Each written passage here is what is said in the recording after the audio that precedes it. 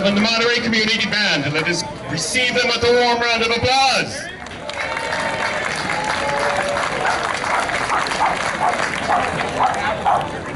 And a bit of a bark, too, that will work well. My name is Walter Colton. I am the first American alcalde of Monterey.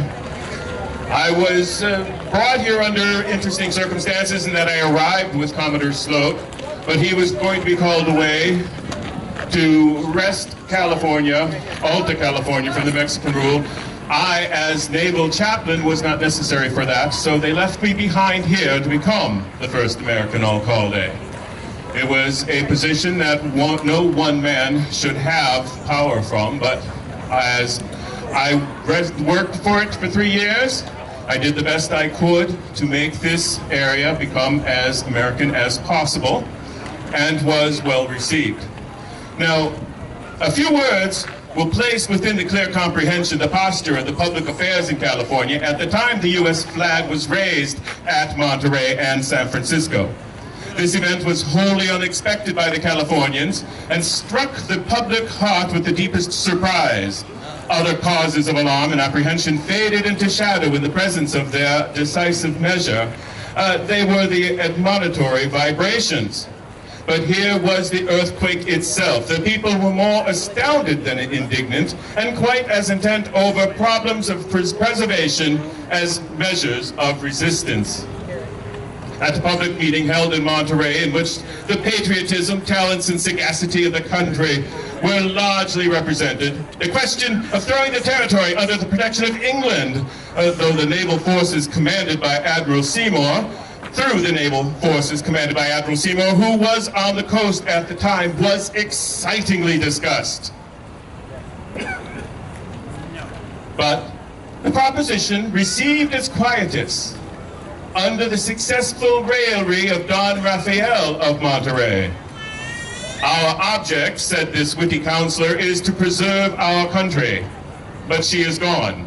California is lost to us, and this proposal to invoke the protection of England is only to seek another owner. The redress is worthy of the market woman. A dog had robbed her hamper of a leg of mutton, and she sent another dog more powerful after him to get it away. When asked what good that would do her, she replied, "It would be some satisfaction to see the first dog deprived of the stolen leg." And so it is with us. The mutton is gone, and the choice of the dog only remains. Others may prefer the bulldog, but I prefer the regular hound. He has outstripped the other in the chase, and so let him have the game. The convention broke up without adopting any decisive measures, leaving each one to act as his impulses or convictions of duty suggested. The rest, then, is history. Ladies and gentlemen, we will now have a presentation of the colors by the native sons of the Golden West.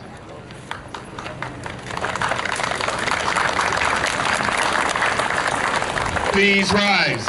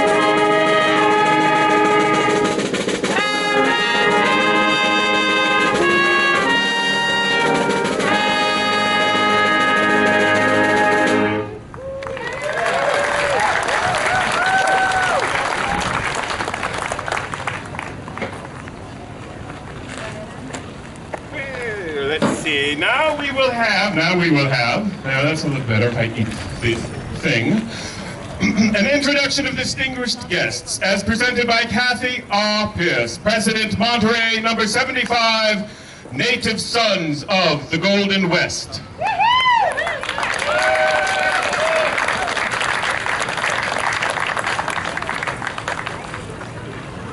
Thank you. I'm going to introduce our guests that are here today, and I'd like to ask you to hold your applause until the end because I know it's very warm out here and we want to try to cut down a little bit on the time. First of all, I'd like to introduce my parlor, Monterey number 75, who is actually putting on this function. Ladies and gentlemen, where are you? Right here. Okay. Then I have Ground President of the Native Sons of the Golden West, Eric Christensen.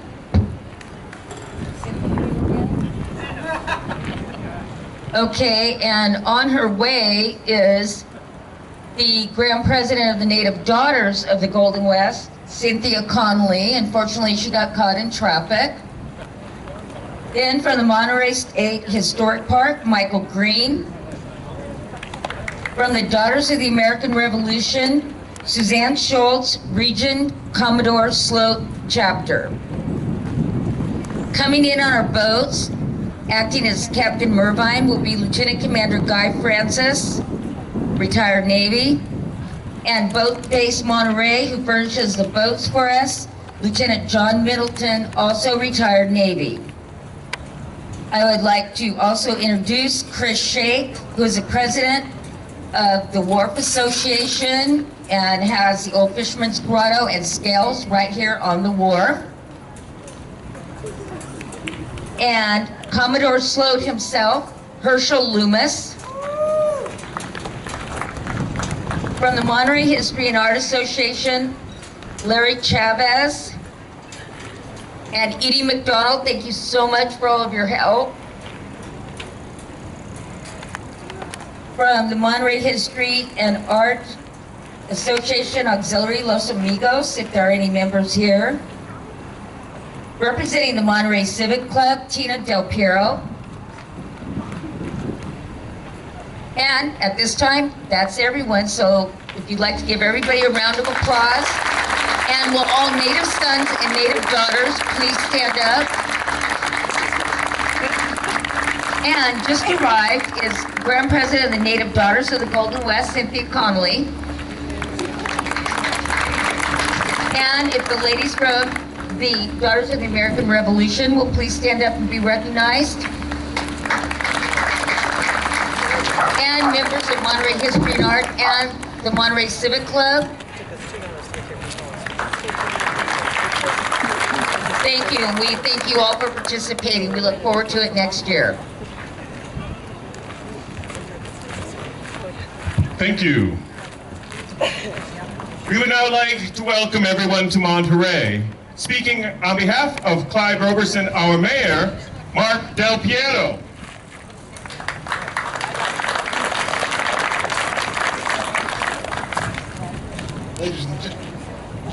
Ladies and gentlemen, first of all, on behalf of Clive Roberson, who was unable to be here today, he wishes to extend his deepest compliments to everyone who's attending here today, including all of the volunteers who have put on this event, and all of the visitors to Monterey who make Monterey the most wonderful place in California. I was asked to pitch hit for him today because I serve on the board of directors of the Monterey History and Art Association as the vice chair, and following me will be our esteemed chairman, Larry Chavez. Those people who are participating here today are doing so for one important reason: to preserve the historic context of the city of Monterey within the history of the state of California. Thank you all for participating with us today.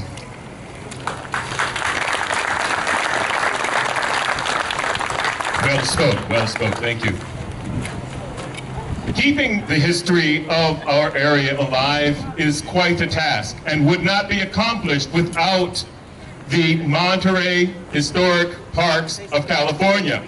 Speaking on behalf of them and the interpretive program manager, Michael Green. Good afternoon and welcome to Monterey District 1720, Monterey Sector 1727, Park Unit number 455. From the sound of it, you probably guessed I'm an administrator. And I do count beans, but one of the things I do besides go over spreadsheets is I get to coordinate a robust program here. We live in a community where we have so many people interested in preserving our history, and we've formed some solid partnerships. City of Monterey, Monterey History and Art Association, the Native Sons and Daughters of the Golden West, and a volunteer corps that I get to coordinate of over 100 state park volunteers. We could only do this with our cooperating association. We simply don't have the budget money to do it without a community support group called the Monterey State Historic Park Association. They run the gift shop here, proceeds of which go to help support the park. They put on special events with our stakeholders, our partners that I just mentioned, like Christmas in the Adobes and 4th of July Living History. And we are proud to partner with the Native Sons and Daughters for this event. So on behalf of California State Historic Park, welcome to the Sloat Landing Reenactment. Thank you for coming.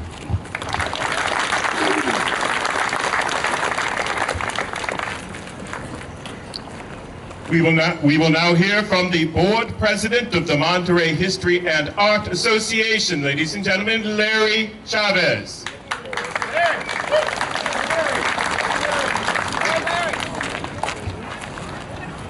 I prepared a short 45-minute speech for everyone. Thank you for coming here and enjoying the great weather and the coastline and beautiful Monterey. From its foundation in 1931, the Monterey History and Art Association's primary mission has been to help preserve the irreplaceable reminders of Monterey's colorful heritage. For many decades, the association has worked closely with the City of Monterey, the California Department of Parks and Recreation, and many other agencies and leadership organizations, like the Native Sons of the Golden West. Thank you, Carrie, for all the hard work and effort you put in there. The association has been a guiding force in Monterey's vital historic stewardship. It possesses extensive collections of furnishings, paintings, photographs, costumes, books, manuscripts, and other artifacts. And as its parent organization, the Monterey History and Art Association, we have the Stanton Center across the way.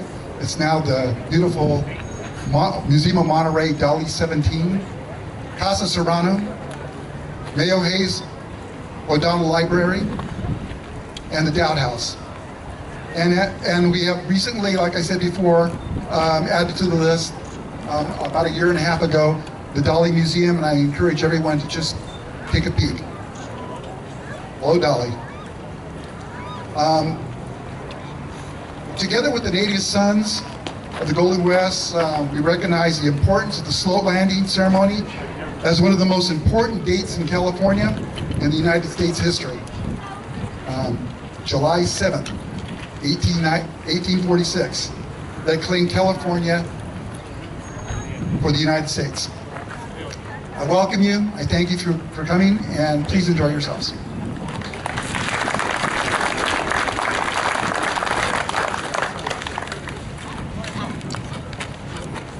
We will now hear from a retired history teacher who has, for the last couple of years, been spending the time researching the flags that flew over Monterey, and indeed the Mexican flags prior to the raising of the American flag. Ladies and gentlemen, with an historical overview of Sloat's Landing, John Sturgeon.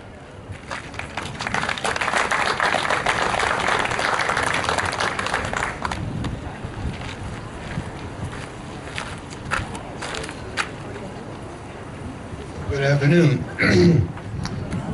The year is 1846. California is part of Mexico. Over the port of Monterey, the Mexican tricolor flag, green, white, and red, can be seen flying in the breeze. Soon the Americans will arrive, and they will replace that flag with the American flag, one with 28 stars on it. The 28th one representing the great state of Texas. And that is what you will see here today in the reenactment ceremony, which will follow shortly. First, I would like to say a few words about the Mexican flag. First, you will notice that it is a very long flag, almost 3-to-1 in its proportions.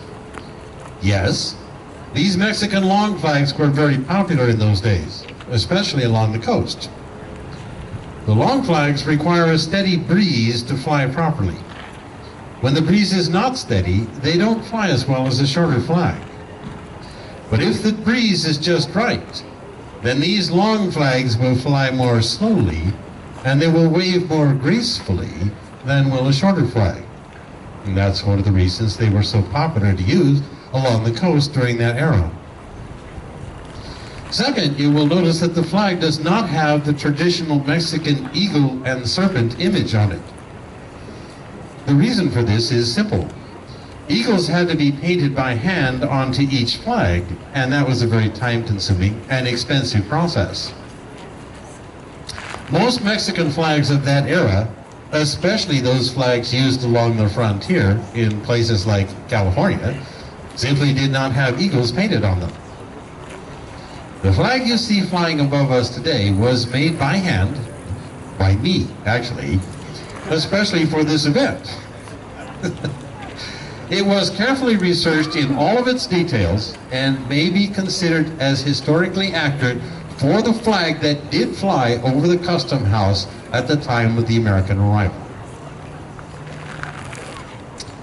What you will see here today is a reenactment of an historic event, which today is referred to as Sloat's Landing.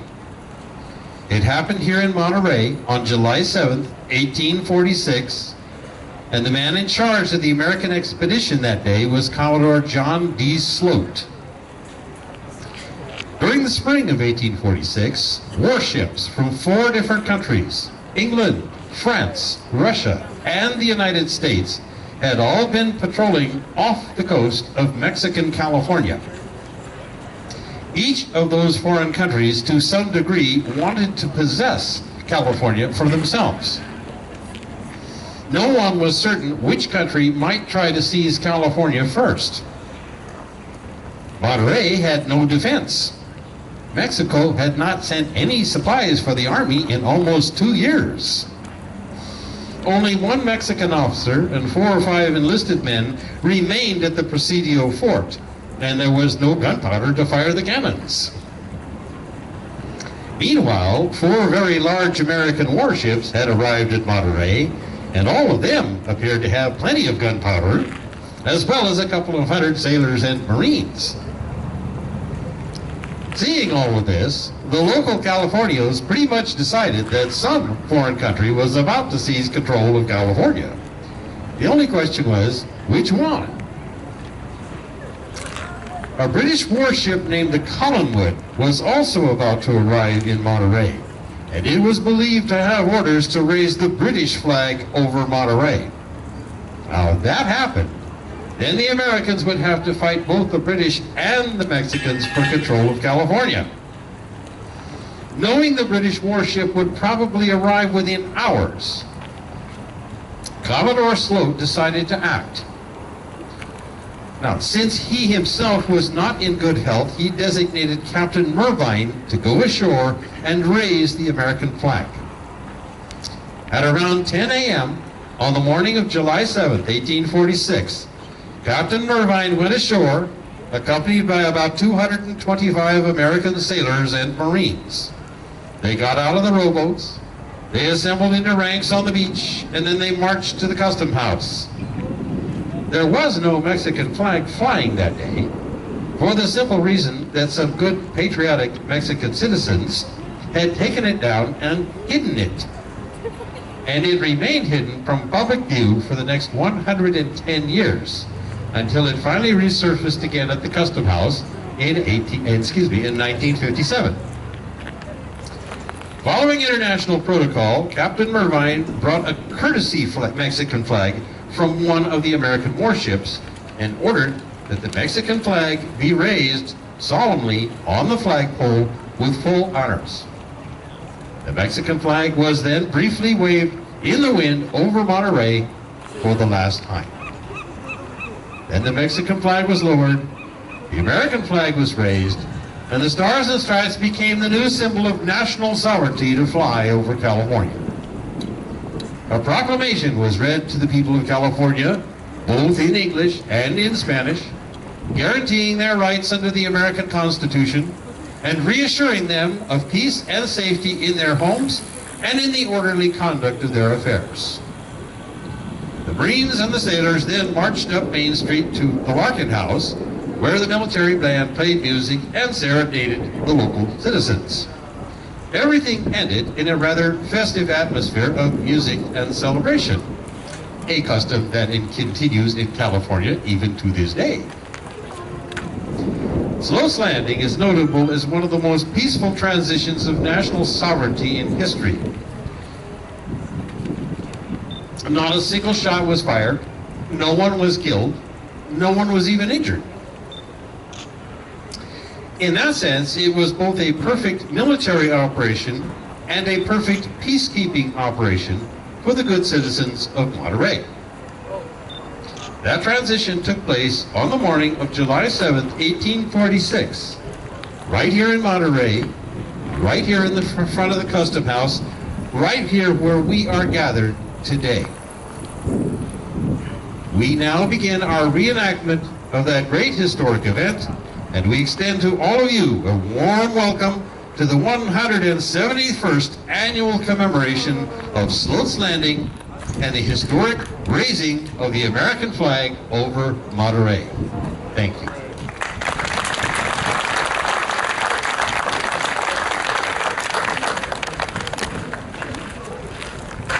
Just as Mr. Sturgeon has said, I think I hear ships, well, boats, coming in and landing off to our side here. And if everyone would like to proceed over to that area, you will be able to see the landing itself and then follow it back to this position.